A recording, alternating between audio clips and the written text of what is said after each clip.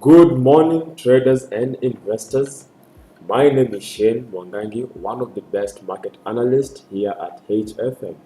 So, beginning today, yesterday we saw that we had the ISM PMI coming out softer at 49.9. We have never been in that level since July 2024, and you can see this is the lowest we have been this year. And it really shows us where the economy of the US is at the moment, is at a crisis. And also to add, the ADP, you can see the ADP came out way worse than expected at a deviation of negative 78K. We were expecting a 115K of more employment increase, but we got a negative. We got a 37K, which is a negative deviation. You can see that we really have way worse numbers in the US economy this month as compared to last month. And even in the PMI, we have seen that we are in the lowest since last year, July 2024. So what does this mean? It means that the US economy is declining. And Trump yesterday told Jerome Powell that you are too late. You should have cut the interest rate long time ago. Why? Because money requires to flow in the economy. Because we all know with increase in interest rates, we have low inflation. But when we have a cut in interest rates, inflation increases. So we all understand that right now the US economy is in a tough state, and they are doing all its best to recover where it is at the moment. And one of the reasons why I personally think that Jerome Powell isn't cutting interest rate is because of the ongoing tariff pause, especially the 90-day pause between China and the US, and the pause that is between the US and the European Union. And for the European Union is expected to end by July 9. So that's one of the reasons why I think why Jerome Powell is reluctant in cutting interest rates. Why? Because these ongoing tariffs, they promise the US that there's a possibility of having ongoing trade talks and to better the US economy based on the trade talks that is going to happen. That's why you have a reluctance in cutting the interest rates. Now, coming on to the charts, let us see what happened yesterday after the PMI release, when it came out negative than expected. We saw yesterday we talked about our 99.31 level acting like our resistance, and we saw immediately when the PMI was released, we saw this decline, and even opening right now with a big gap. So you can really see that the US economy is really trying to recover, but nothing is happening. And you can see even right now, we're just from testing yesterday's level, 99.31, and we are moving down, showing that daily candle with a bearish movement. Our level that I'll be expecting to look at is the 98.07, but remember, we still have one of the largest labor market release, which is tomorrow, Friday, the NFP release. So far, last month we saw ADP coming out better than expected, PMI coming out better than expected, and NFP coming out better than expected. But this month you have seen a trend. You have seen ADP coming out way worse than expected, PMI services coming out worse than expected. So what do we expect for NFP? We will see it tomorrow. And if you'd like to join us for our NFP analysis, tomorrow we will be at the Nairobi Garage from 2 p.m. Nairobi Garage Kilimani from 2 p.m. all the way to 5 p.m. So you're free to welcome and come and understand how NFP affects the economy of the US. So moving on, we see also gold yesterday, moving on to our lower time frame, we saw that spike up, and also we saw that spike up. Why? Because number one, when the dollar is declining, gold seems as a safe haven, and we're going to see investors and traders moving on to gold so that they can trade gold. and we see the bull chart moved up as the USD moved down. Coming on to stocks, something interesting about stocks is of late we have seen stocks trying to rally up, and that's because of, number one, we talked about yesterday, of Nvidia earnings.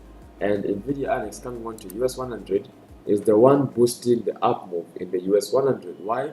Because US 100 is the top 100 tech companies in the US. And when you have that, and you have the AI movement at the moment, where right now everyone is talking about AI. You can't go anywhere without hearing someone mentioning about AI. And AI has been the major topic so far. And you can see also major tech companies shifting to AI. So when you see major companies shifting to AI and investing even large amounts of money, including even XAI, where Elon Musk is working, they have invested over 600 billion US dollars. So you can see we have a large shift towards our focus right now is our focus on the tech company is AI, and we see major investments in AI. Nvidia is a major production of AI microchips, and we have seen now, because of that, it has influenced the US 100 to move up, including the AI, the Nvidia stock itself. So you can see the up moving Nvidia, and including the tech stock. Also, you can see that up move breaking even our support zone at our resistance zone at the 21.56.7.32. Now turned support.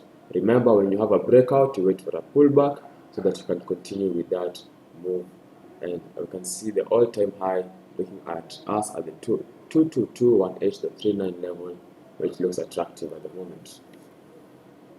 Moving on to Euro USD, you can see yesterday we had that up move on Euro USD, because as we understand, the USD is the core currency over here, and if the USD is moving down, Euro will be moving, gaining strength and moving up.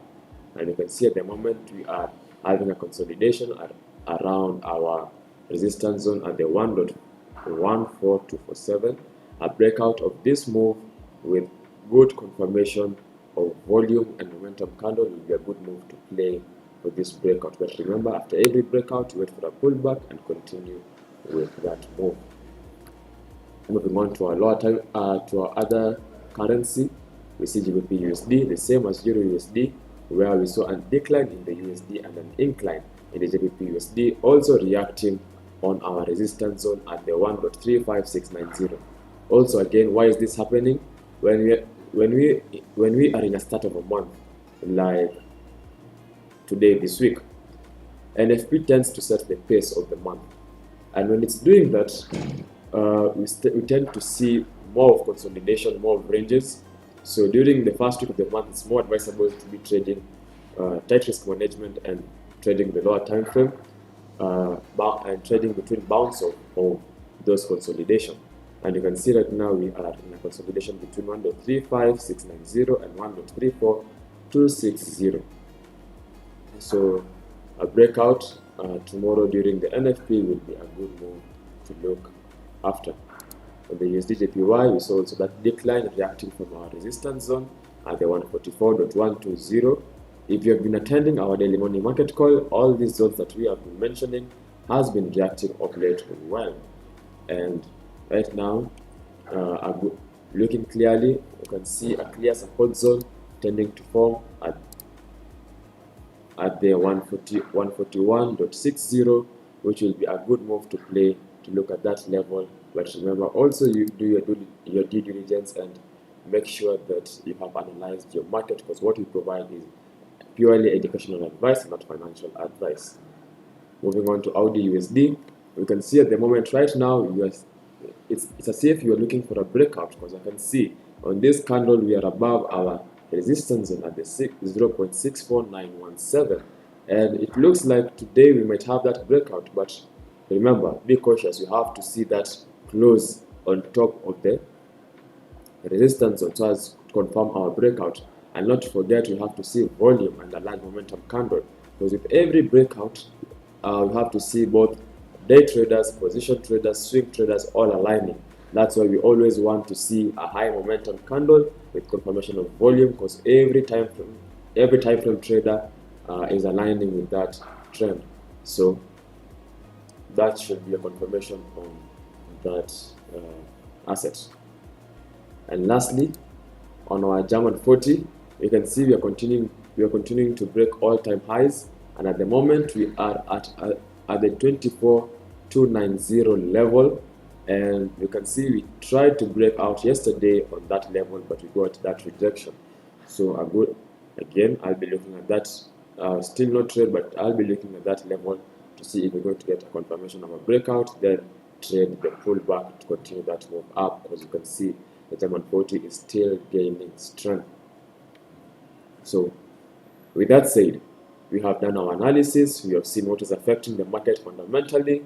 So you as a trader and investor, make sure that you go and also do your due diligence on the charts and analyze your charts and come up with your analysis too.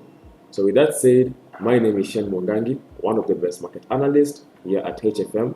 Make sure to go to our YouTube page, hit the like, subscribe, and share button. Why?